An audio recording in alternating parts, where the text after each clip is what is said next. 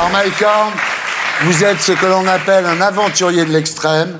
Vous avez descendu l'Amazone à la nage. Vous avez fait le tour du monde par l'équateur, le tour du cercle polaire à contre-vent et à contre-courant. Bref, tout ce que vous faites semblait impossible. En fait, il n'y a qu'une chose qui semble toujours impossible avec vous, c'est raconter votre vie en moins de 15 minutes. Nous essaierons de le faire à 20h.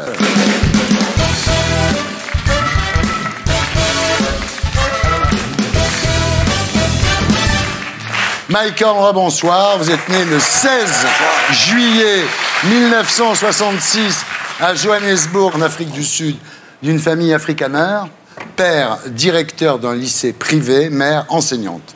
Alors, très jeune, vous touchez à tous les sports, le rugby, le cricket, l'athlétisme, le tennis, le vélo.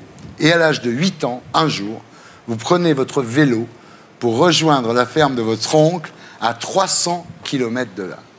Je ne pas disais à mon père que je vais aller visiter cet oncle-là. Je disais que je veux visiter un oncle. Et puis, il a eu 2 frères. Il y avait un frère qui habitait à 10 km et puis un qui habitait à 300 km. Et lui, il pensait, naturellement, je vais aller visiter son frère qui était à 10 km. Bien sûr. Alors, à l'âge de 13 ans, votre père vous amène sur la côte ouest de l'Afrique du Sud, là où s'élève une statue de grand explorateur Vasco de Gama. Et quand vous arrivez, vous vous dites, c'est ce que je veux faire, en fait. J'étais assis sur les rochers et puis je voyais les bateaux passer. J'imaginais déjà d'être en fait sur les bateaux comme ça. Et puis là, je dis, mais il faut y aller. Alors, à l'âge de 18 ans, vous intégrez l'armée, les forces spéciales sud-africaines, vous faites la guerre de Namibie. À 21 ans, vous reprenez vos études, vous apprenez à améliorer les performances des athlètes. Et parallèlement, vous commencez à travailler avec votre oncle dans l'import-export de fruits et légumes, et vous faites rapidement fortune là-dedans grâce à une affaire de choux. Oui, quand on gagne trop vite, trop bien notre vie, tout d'un coup, je me réveillais en disant, mais je n'ai pas besoin d'y aller bosser. J'ai tout ce que je veux. Mais en fait, je pensais que j'ai eu tout ce que je voulais. Et puis en fait, j'ai eu rien. Et puis c'était la liberté que je voulais. Voilà, en fait, vous n'avez pas vraiment de but précis dans la vie, vous avez une envie irrépressible de bouger, et à 24 ans, vous décidez de partir. Et là, avant de partir, vous faites une grande fête avec votre famille et vos amis, et vous leur donnez tout ce que vous possédez, c'est-à-dire voiture, maison, argent, vous donnez tout, il vous reste un sac à dos, et vous partez. Vous allez à l'aéroport de Johannesburg, et à l'époque, il faut se souvenir que les seuls pays qui acceptaient des Sud-Africains sans visa, c'était Israël, l'Angleterre et la Suisse. Le premier vol part pour Tel Aviv, il n'y a plus de place, et vous partez donc en Suisse, et vous vous retrouvez à Zurich. Vous arrivez là-bas, donc étranger en Suisse, avec 50 francs en poche. Alors, les premiers temps sont extrêmement difficiles, évidemment. Vous dormez dans les étables, sous les ponts, vous chapardez des fruits, vous volez à l'étalage. Alors, vous finirez par vous intégrer, donc, et même par rencontrer Cathy, une néo-zélandaise qui vit en Suisse, qui deviendra votre femme et la mère de vos filles.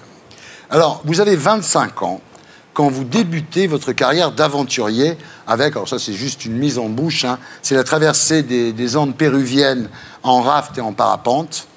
Mais votre première grande expédition, c'est en 1997, vous avez 31 ans, vous traversez l'Amérique du Sud à pied sans assistance et vous montez au mont Mismi, qui est l'endroit où l'Amazone prend sa source, à 5800 mètres, et là, vous redescendez le fleuve, c'est quand même énorme. Il redescend l'Amazone depuis la source jusqu'à l'océan Atlantique, ça fait quand même 6700 km en hydrospeed. Oui, c'est que 7000 km, c'est pas trop loin. si on fait un petit bout tous les jours, on avance bien. Et puis, ce qui était important, c'était que les gens me demandaient souvent, Mike, mais qu'est-ce que tu vas manger? Comment tu peux porter autant de nourriture avec toi?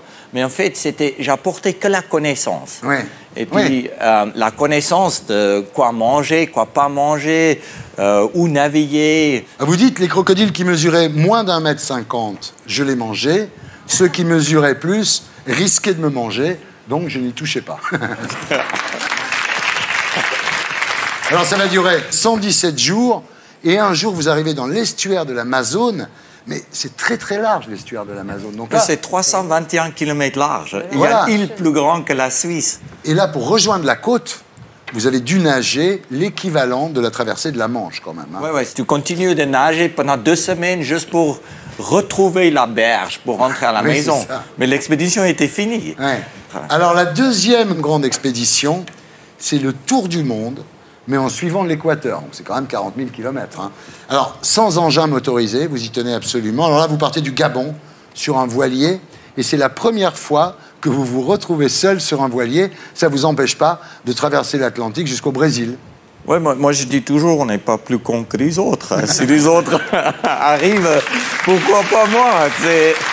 On a toujours, en fait, on a souvent peur de perdre, Thierry. Ouais. Tu sais, les gens n'osent pas. Oui, c'est vrai. Et puis, c'est parce que si tu as peur de perdre, tu ne vas jamais gagner. C'est seulement quand l'envie de gagner peut devenir plus grande et plus fort que la peur de perdre, que tu peux y aller faire des choses. Enfin là, quand même, c'est terrible, hein, parce que vous rencontrez évidemment la jungle en traversant l'Amérique du Sud, les guérilleros, les narcotrafiquants. Enfin, il n'y a pas que le danger physique, il y a aussi les rencontres que vous faites. Ensuite, vous passez en Asie et dans l'océan Indien, au sud du Sri Lanka, vous tombez sur une tempête avec des vagues de 15 mètres et des vents à 180 km/h. Vous restez enfermé 2 jours dans votre cabine, parce que là, il n'y a plus rien à faire. Et vous avez cette phrase formidable. Au début, on a peur de mourir, et puis après, on a peur de ne pas mourir. Imagine 48 heures, tu ne dors pas une seconde. Tu essaies de sauver des bateaux, sortis de l'eau, des activités 24 heures sur 24 pour 48 heures. Et puis après, tu dis, mais maintenant, je ferme tout. Et puis, on verra. Advienne que pourra. Vous arrivez en Afrique, il y a d'abord le Kenya, ensuite le lac Victoria. Et là, quand même, sur le lac Victoria, il y a un orage. Vous dites c'était limite, là, quand même. J'étais un peu stupide. J'ai pris un bateau en bois, j'ai mis un voile dessus, et puis là, il faut traverser la deuxième plus grande lac du monde. 300 km, hein? Oui. Et puis, je partais avec mon bateau, je voyais des nuages noirs qui arrivaient, et je dis, oh, là, je suis vraiment un peu dans la merde. Mais moi, je dis, je suis toujours dans la merde, mais c'est que la profondeur qui varie. Des fois, il y a un peu plus, des fois, un peu moins. Et puis, je commençais les premières vagues à rentrer dans les bateaux. J'ai essayé de vider les bateaux. Des deuxièmes vagues, je coulais. Et puis, je me retrouvais avec 150 km à nager jusqu'à la berge. Alors là, vous passez au Zaïre. Et quand vous arrivez au Zaïre, vous tombez sur des militaires rebelles.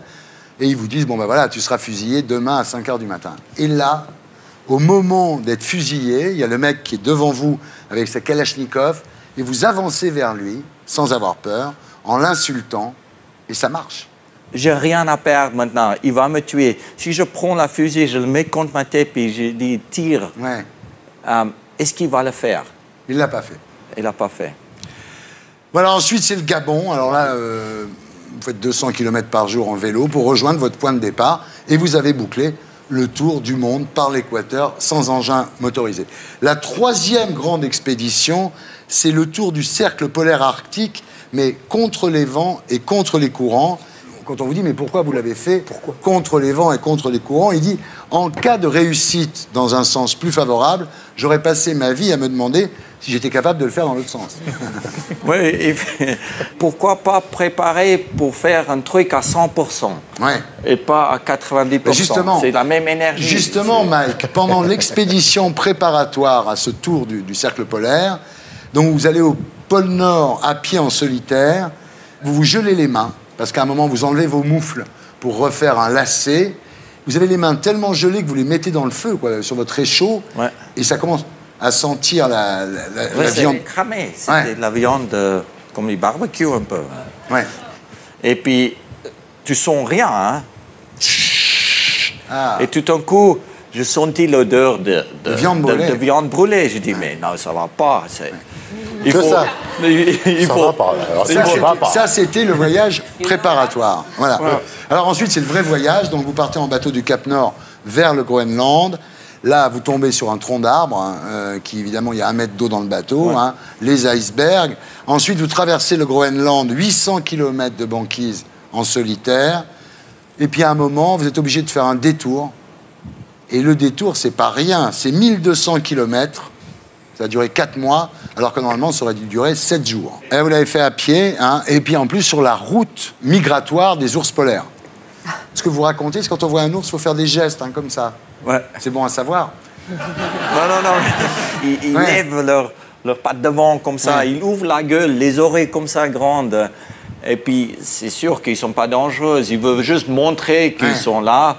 Et puis, tout ce que tu dois faire, c'est que tu dois marcher, vraiment éloigner tes pas, tes mains, qui voient que tu es humain et que tu n'es pas un phoque.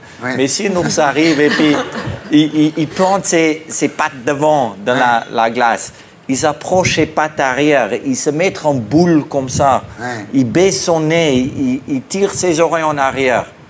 Là, t'es mal. Là. Et puis en plus aussi, quand il commence à grincer ses dents, du moment quand il grince ses dents, c'est irréversible. C'est l'attaque. Et alors, il fait moins 60 degrés. Quand vous avez votre nez la nuit sur le sac de couchage, il fait tellement froid que le matin, quand vous vous levez, vous arrachez la peau du nez qui reste accrochée au sac. Oui, parce qu'en fait, en respirant, il y a un peu d'humidité qui sort. Et puis, parce qu'il fait moins 40 en intérieur latente, c'est là où tout gèle autour du visage. Parce que je perds environ 1 litre d'eau juste en respirant la nuit. Avant de dormir, je fonds de la glace, je bois environ 6 litres d'eau. 6 litres d'eau me permet de se réveiller chaque 2 heures. Et chaque 2 heures, je fais pipi dans mon sac de couchage, dans une bouteille avec l'entrée un peu grande, comme ça. Ouais, ça aussi, c'est les mecs, ça se monte un peu. Ouais. Et la urine, en fait, est utilisée comme une source de chaleur. Et cette source de chaleur, c'est pour les pieds. Pour chauffer les doigts de pied, les mains, les nez, les oreilles, qui est exposé toujours au froid. Alors ensuite, il y a l'Alaska, le détroit de Bering, la Russie. Alors en Russie, vous marchez, ça c'est extraordinaire, ils traversent en marchant sur le gazoduc de Gazprom. Donc là, on sait, ça va tout droit, c'est bien. Sauf qu'il y a des moments, il y a 15 mètres en dessous, parce que le gazoduc, lui, il passe... il ne suit pas vraiment les terrains, il va tout droit. Ouais. Et alors, à un moment, les Russes vous obligent à faire 50 km en camion, il met en camion, et quand il arrive au bout de ces 50 km, il dit non, j'ai promis de le faire sans engin motorisé. Il refait les 50 km dans l'autre sens, et il revient au point où les Russes l'avaient amené. Si on a marché presque 20 000 km... Oui. Tricher, moi, je ne peux pas vivre avec ça. C'est vrai, tricher pour 50 km, de marcher double la distance, parce qu'à la fin, j'étais pas honnête. Si tu triches, tu pars pas, tu dis que tu l'as fait, oui, c'est sûr. Oui, autant tricher. 50 bandes sur 20 000, ça vaut pas le coup. Alors, Mike, aujourd'hui, vous vivez en Suisse, donc avec votre femme et vos 2 filles, et vous avez un projet, donc, qui est de faire le tour du monde en voilier à des jeunes, hein. Je pense qu'on doit donner l'espoir aux jeunes. Et puis, l'idée, c'était de l'amener avec moi et puis de leur montrer les plus belles places qui existent, en fait, sur la Terre, dans chaque aliment. Et puis, pas de leur montrer tout ce qu'on a détruit, tout ce qui n'est pas bien. Et puis, si tu leur montres la beauté, là, tu les chopes à travers de leurs émotions. Et puis, c'est ça qu'ils veulent protéger. Et puis aujourd'hui, j'ai rentré d'une expédition de 5 ans. J'ai vu ma femme 30 jours en 5 ans. C'est pour ça que ça marche. On ne se voit pas souvent. Mais en fait, indirectement, de partager toutes mes expériences avec les jeunes. On a 400 projets autour du monde. C'est peut-être des projets environnementaux les plus grands au monde, où on replante les corails, replante les arbres dans l'Amazone, où on nettoie les plages, où on ramasse la plastique qui est dans la mer. Pendant que je parle, il y a mes jeunes partout au monde qui sont en train de travailler pour améliorer leur futur. Il y a un site. Ben, il apparaît en bas de l'écran. Audrey, voilà. Alors là, voilà. Parce que j'ai essayé de vous marier successivement avec Henri Guénaud, Émeric Caron. Mais là, franchement, voilà. Ah non, mais là, et voilà. Mais il est déjà marié. Mais oui, et en plus, 30 jours tous les 5 ans. C'est ça qui est bon. Mais c'est 30 jours intenses, c'est pas comme toi qui rentre tous les jours à la maison, qui fait des choses à la moitié. Ça doit être intense. Mike, merci de votre témoignage. Merci à vous.